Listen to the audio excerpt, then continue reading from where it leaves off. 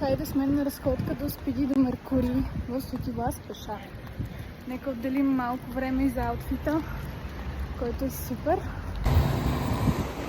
Почти стигнахме до Меркурий, първата точка. Сега няма ли да ме пуснете да мина, господа? Добре, то няма никой. Пресичаме. Тук е някаква лудница. Ужас. Сега си търсим бурканче. Трябва ни малко бурканче.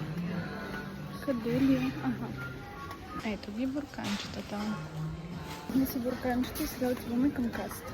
Този Меркурий има абсолютно всичко.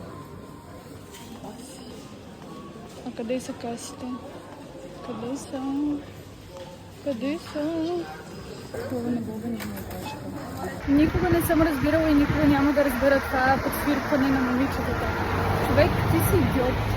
Няма да ти обърна внимание никога с това подсвиркване. В смисъл, не знам защо си мислите, че с това подсвиркване ще се случи нещо. Само да вметна, косата ми е мокра, не е мазна. Преди някой да ме нападне, не е мазна.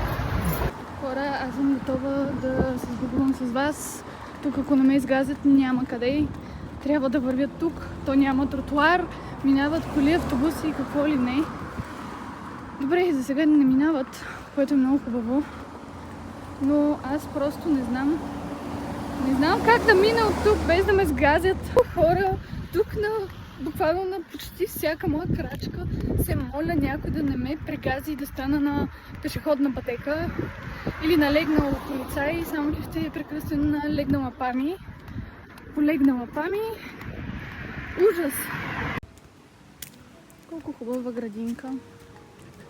Между другото, да, намерих Спиди. Криво.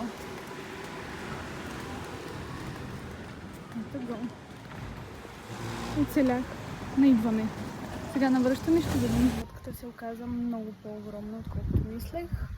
И няма да мога да ви снимам пътешествието наобратно, защото верно ще ме сгази някой. Ще се видим вкъщи. Аз съм си над човек и ще снимам въпреки пратката.